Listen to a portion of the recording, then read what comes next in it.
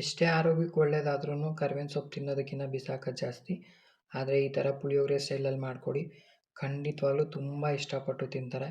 ಇದು ಒಂದು ಚಟ್ನಿ ಪುಡಿ ಮಾಡಿಟ್ಕೊಂಡಿದ್ರೆ ಸಾಕು, ಈಸಿಯಾಗಿ ನಾವು ಕರ್ಬೇವಿನ ಸೊಪ್ಪಿನ ಪುಳಿಯೋಗರೆ ಮಾಡ್ಕೋಬೋದು. ಹಾಯ್ ನಮಸ್ತೆ, welcome back to my channel. ಹೊಸಬರಾಗಿದೆ ದಯವಿಟ್ಟು ಪೂರ್ತಿ ವೀಡಿಯೋ ನೋಡಿ ಸಪೋರ್ಟ್ ಮಾಡಿ. ಯಾವ ಥರ ಮಾಡೋದು ಅಂತ ನೋಡ್ಕೊಂಬಿಡೋಣ. 2 ದೊಡ್ಡ ಹಿಡಿ ಆಗುವಷ್ಟು ಫ್ರೆಶ್ ಆಗಿರುವಂಥ ಕರ್ಬೇವಿನ ಸೊಪ್ಪನ್ನ ತೊಗೊಂಡಿದ್ದೀನಿ. ಒಂದು 2 ಸತಿ ನೀಟಾಗಿ ಚೆನ್ನಾಗಿ ತೊಳ್ಕೊಂಡು ನೀರಿನ ಅಂಶ ಎಲ್ಲ ಹೋಗಬೇಕು. ಒಂದು ಬಟ್ಟೆ ಮೇಲೆ ಹಾಕ್ಕೊಂಡ್ರೆ ಈಸಿಯಾಗಿ ಆಗಿಬಿಡತ್ತೆ. ಈಗ ಒಂದು ಪ್ಯಾನಿಗೆ ಒಂದು 2 ಚಮಚದಷ್ಟು ಎಣ್ಣೆನ ಸೇರಿಸ್ಕೊಳ್ತಾ ಇದ್ದೀನಿ. 1 ಹಿಡಿ ಆಗುವಷ್ಟು ಬೆಳ್ಳುಳ್ಳಿನ ಜಜ್ಜಿಟ್ಕೊಂಡಿದ್ದೀನಿ. ಇದನ್ನು ಲೋ ಟು ಮೀಡಿಯಮ್ ಫ್ಲೇಮಲ್ಲಿ ಇಟ್ಕೊಂಡು ಒಂದು ಲೈಟ್ ಬ್ರೌನ್ ಬರೋವರೆಗೂ ಸ್ವಲ್ಪ ಫ್ರೈ ಮಾಡ್ಕೋಬೇಕಾಗತ್ತೆ. ಒಂದು 2 ನಿಮಿಷ ಫ್ರೈ ಮಾಡ್ಕೊಳ್ಳಿ. ಒಂದು ಸ್ವಲ್ಪ ಕಲರ್ ಬಂದಮೇಲೆ ಒಂದು ಅರ್ಧ ಕಪ್ ಆಗುವಷ್ಟು ಕಡಲೆ ಬೀಜನ ಸೇರಿಸ್ಕೊಳ್ತಾ ಇದ್ದೀನಿ. ಉರಿ ಕಮ್ಮಿನೇ ಇಟ್ಕೊಳ್ಳಿ, ಆವಾಗ ಒಂದೇ ಹದವಾಗಿ ಎಲ್ಲನೂ ಫ್ರೈ ಆಗುತ್ತೆ. ಅದಕ್ಕೋಸ್ಕರ ಇದನ್ನೆಲ್ಲ ಚೆನ್ನಾಗಿ ಫ್ರೈ ಮಾಡ್ಕೋಬೇಕು. ಒಂದು ಅರ್ಧ ಫ್ರೈ ಆಗ್ತಿದ್ದಂಗೆ ಅರ್ಧ ಕಪ್ ಆಗುವಷ್ಟು ಕಡಲೆಬೇಳೆನ ಹಾಕ್ಕೋಬೇಕು. ಒಂದು ಅರ್ಧ ಫ್ರೈ ಆದಮೇಲೆ ಹಾಕ್ಕೊಳ್ಳಿ, ಆವಾಗ ಕಡಲೆಬೇಳೆ ಜೊತೆ ಇನ್ನೂ ನೀಟಾಗಿ ಮಗ್ಗುತ್ತೆ. ಅದಕ್ಕೋಸ್ಕರ ಕಡಲೆಬೇಳೆನೂ ಒಂದು 2 ನಿಮಿಷ ಆದಮೇಲೆ ನಾನಿಲ್ಲಿ ಒಂದು ಅರ್ಧ ಕಪ್ ಆಗುವಷ್ಟು ಉದ್ದಿನಬೇಳೆ ತೊಗೊಂಡಿದ್ದೀನಿ. ನಾನು ಸಿಪ್ಪೆ ಇರೋದು ತೊಗೊಂಡಿದ್ದೀನಿ, ನೀವು ನಾರ್ಮಲ್ ಆಗಿರೋದು ಕೂಡ ತೊಗೋಬೋದು. ಇದನ್ನೆಲ್ಲ ಚೆನ್ನಾಗಿ ಲೋ ಫ್ಲೇಮಲ್ಲೇ ಹುರ್ಕೋಬೇಕು.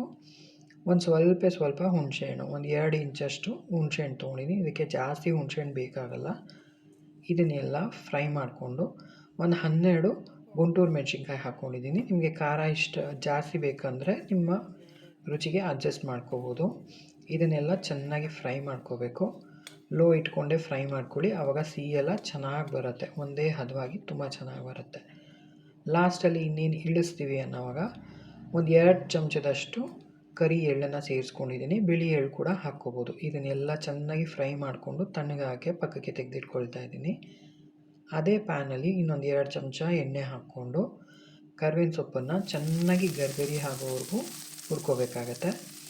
ಒಂದು ಸ್ವಲ್ಪ ಅರಿಶಿನ ಸೇರಿಸ್ಕೊಳ್ತೀನಿ ಇದಕ್ಕೆ, ಆವಾಗ ರುಚಿನೂ ಚೆನ್ನಾಗಿರುತ್ತೆ. ಆಮೇಲೆ ಕರ್ಬೇವಿನ ಸೊಪ್ಪು ನಮಗೆ ಕಲರ್ ಚೇಂಜ್ ಆಗೋಲ್ಲ, ಹಸಿರುಗೆ ತುಂಬ ಚೆನ್ನಾಗಿರುತ್ತೆ. ಮೀಡಿಯಮ್ ಉರಿನಲ್ಲಿ ಫ್ರೈ ಮಾಡ್ಕೊಳ್ಳಿ, ಆವಾಗ ನೀಟಾಗಿ ಒಂದೇ ಹದವಾಗಿ ನೀಟಾಗಿ ಫ್ರೈ ಆಗುತ್ತೆ. ಚೆನ್ನಾಗಿ ಗರ್ಗರಿ ಆದರೆ ಆವಾಗ ನಮಗೆ ಜಾಸ್ತಿ ದಿನ ಸ್ಟೋರ್ ಮಾಡ್ಕೋಬೋದು. ಅದಕ್ಕೋಸ್ಕರ ಸ್ವಲ್ಪ ತೇವಾಂಶ ಇತ್ತು ಅಂತ ಅಂದರೆ ನಮಗೆ ಸ್ಟೋರ್ ಮಾಡ್ಕೊಳ್ಳೋದು ಕಷ್ಟ ಆಗುತ್ತೆ. ಫ್ರಿಜ್ಜಲ್ಲಿ ಇಟ್ಕೊಂಡ್ರೆ ಒಂದು 3 ತಿಂಗಳವರೆಗೂ ನೀಟಾಗಿ ಆರಾಮಾಗಿ ಸ್ಟೋರ್ ಮಾಡ್ಕೋಬೋದು. ತುಂಬಾ ಟೇಸ್ಟಿಯಾಗಿ ತುಂಬ ಚೆನ್ನಾಗಿರುತ್ತೆ. ನೋಡಿ, ಈ ಥರ ಗರ್ಗರಿ ಆಗಬೇಕು. ನಾನೀಗ ಸ್ಟವ್ ಆಫ್ ಮಾಡ್ಕೊತಾ ಇದ್ದೀನಿ. ಅದೇ ಪ್ಯಾನಲ್ಲೇ ತಣ್ಣಗೆ ಹಾಕ್ಬಿಡ್ತೀನಿ, ಆವಾಗ ಇನ್ನೂ ಗರ್ಗರಿ ಆಗುತ್ತೆ. ನಿಮಗೆ ತಣ್ಣಗಾಗೋ ಅಷ್ಟರಲ್ಲಿ ನೋಡಿ ನೀಟಾಗಿ ಗರ್ಗರಿ ಆಗಿದೆ. ಇದು ಎಲ್ಲ ಫುಲ್ಲು ಎರಡೂ ತಣ್ಣಕ್ಕಾಗಿದೆ. ಇದನ್ನು ಮಿಕ್ಸಿಗೆ ಹಾಕ್ಕೊಂಡು ಇದನ್ನು ರುಬ್ಕೊಂಬಿಡೋಣ. ಫಸ್ಟು ಬೇಳೆಕಾಳುಗಳನ್ನ ಹಾಕ್ಕೊಳ್ತಾ ಇದ್ದೀನಿ. ಇದನ್ನು ನುಣ್ಣಕ್ಕೆ ರುಬ್ಕೊಳ್ಳೋಕೆ ಹೋಗಬಾರ್ದು, ತರಿನೇ ರುಬ್ಕೋಬೇಕು. ಪಲ್ಸ್ ಮೋಡಲ್ಲಿ ಒಂದು 2-3 ಸತಿ ರುಬ್ಕೋಬೇಕಾಗತ್ತೆ. ರುಚಿಗೆ ಎಷ್ಟು ಬೇಕಷ್ಟು ಉಪ್ಪನ್ನು ಸೇರಿಸ್ಕೊಳ್ತಾ ಇದ್ದೀನಿ. ಪಲ್ಸ್ ಮೋಡಲ್ಲಿ ಒಂದು 2-3 ಸತಿ ಹಾಕ್ಕೊಂಡ್ರೆ ನಿಮ್ಗೆ ಈ ಥರ ತರಿ ಆಗುತ್ತೆ, ಚೆನ್ನಾಗಿರುತ್ತೆ. ಆವಾಗ ತರಿ ತುಂಬ ಚೆನ್ನಾಗಿರುತ್ತೆ. ಇದು ನಿಮಗೆ ನುಣ್ಣಕ್ಕೆ ಇಷ್ಟ ಆಗೋದಾದರೆ ನುಣ್ಣಕ್ಕೂ ಕೂಡ ಹಾಕ್ಕೋಬೋದು, ತೊಂದರೆ ಏನಿಲ್ಲ. ಯಾಕೆಂದರೆ ನಾನು ಕರ್ಬೇವಿನ ಸೊಪ್ಪು ಜೊತೆ ಇನ್ನೊಂದು ಸತಿ ಆಡಿಸ್ತೀನಿ, ಆವಾಗ ಸರಿ ಹೋಗುತ್ತೆ ಅದಕ್ಕೋಸ್ಕರ. ಇದನ್ನೆಲ್ಲ ಒಂದು ಪಾತ್ರೆಗೆ ಬಗ್ಗಿಸ್ಕೊಳ್ತಾ ಇದ್ದೀನಿ. ಇವಾಗ ಕರ್ಬೇವಿನ ಸೊಪ್ಪನ್ನ ಅದೇ ಥರ ತರಿಯಾಗಿ ಒಂದು 2 ಸತಿ ಪಲ್ಸ್ ಮೋಡಲ್ಲಿ ಹಾಕ್ಕೋಬೇಕಾಗತ್ತೆ. ಈ ಥರ ನೀಟಾಗಿ ಪುಡಿ ಮಾಡ್ಕೊಂಡ್ಮೇಲೆ ಎರಡನ್ನೂ ಮಿಕ್ಸ್ ಮಾಡಿಕೊಂಡು ಇನ್ನೊಂದು ಸತಿ ಪಲ್ಸ್ ಮೋಡಲ್ಲಿ ಹಾಕ್ಕೊಂಡ್ರೆ ನೀಟಾಗಿ ನಮಗೆ ಕರ್ಬೇವಿನ ಸೊಪ್ಪಿನ ಚಟ್ನಿ ಪುಡಿ ರೆಡಿ ಆಗುತ್ತೆ. ತುಂಬ ರುಚಿಕರವಾಗಿ ತುಂಬ ಚೆನ್ನಾಗಿರುತ್ತೆ. ಚಪಾತಿ, ಇಡ್ಲಿ, ದೋಸೆಗೆಲ್ಲ ಅಂತೂ ತುಂಬಾ ಅದ್ಭುತವಾಗಿರುತ್ತೆ. ಇದು ಒಂದು ಚಟ್ನಿ ಪುಡಿ ಮಾಡ್ಕೊಂಬಿಟ್ರೆ ಈ ಥರ ರೈಸ್ ಎಲ್ಲ ನಮ್ಗೆ ಈಸಿಯಾಗಿ ಮಾಡ್ಕೋಬೋದು. ಇಡ್ಲಿ, ಚಪಾತಿ, ದೋಸೆಗಂತೂ ತುಂಬಾ ರುಚಿಯಾಗಿ ತುಂಬ ಚೆನ್ನಾಗಿರುತ್ತೆ. ಕರ್ಬೇವಿನ ಸೊಪ್ಪು ತಿನ್ನೋದಕ್ಕಿಂತ ಬಿಸಾಕೋದೇ ಜಾಸ್ತಿ ಮಕ್ಕಳು. ಈ ಥರ ಮಾಡೋದ್ರಿಂದ ಅವ್ರಿಗೂ ಎಲ್ಲ ಥರದ ವೈಟಮಿನ್ಸು ಸಿಕ್ಕತ್ತೆ. ಆಮೇಲೆ ಆರೋಗ್ಯಕ್ಕೂ ತುಂಬ ಒಳ್ಳೆಯದು. ಲಿವರ್ ಅಂತೂ ತುಂಬ ಚೆನ್ನಾಗಿ ಕ್ಲೀನ್ ಆಗುತ್ತೆ ಇದರಲ್ಲಿ. ಈಗ ಇದರಲ್ಲಿ ಪುಳಿಯೋಗರೆ ಯಾವ ಥರ ಮಾಡೋದು ಅಂತ ನೋಡ್ಕೊಂಬಿಡೋಣ.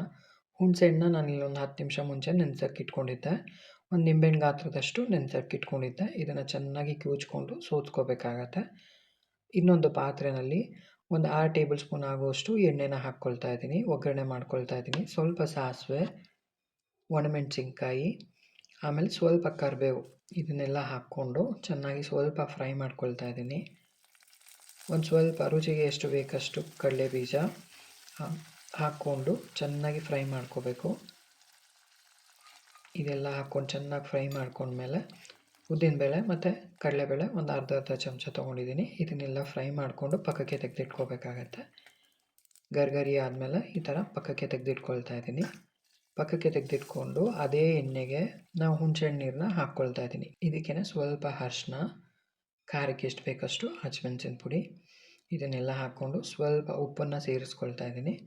ಒಂದು 3/4 ಸ್ಪೂನಷ್ಟು ಹಸಿಮೆಣಸಿನ ಪುಡಿ ಹಾಕ್ಕೊಂಡಿದ್ದೀನಿ. ನಿಮ್ಮ ಖಾರಕ್ಕೆ ಯಾವ ಥರ ಬೇಕು ಆ ಥರ ಅಡ್ಜಸ್ಟ್ ಮಾಡ್ಕೋಬೋದು. ಸ್ವಲ್ಪ ಉಪ್ಪು ಮತ್ತು ಒಂದು ಸ್ವಲ್ಪ ಬೆಲ್ಲ, ಇದನ್ನೆಲ್ಲ ಹಾಕ್ಕೊಂಡು ಚೆನ್ನಾಗಿ ಕುದಿಬೇಕಿದು. ಕುದ್ದು ಈ ಥರ ಗಟ್ಟಿ ಆಗಬೇಕು. ಚಟ್ನಿ ಪುಡಿಗೆ ಎಷ್ಟು ಬೇಕೋ ಅಷ್ಟು ಖಾರ ಹಾಕಿರ್ತೀವಿ.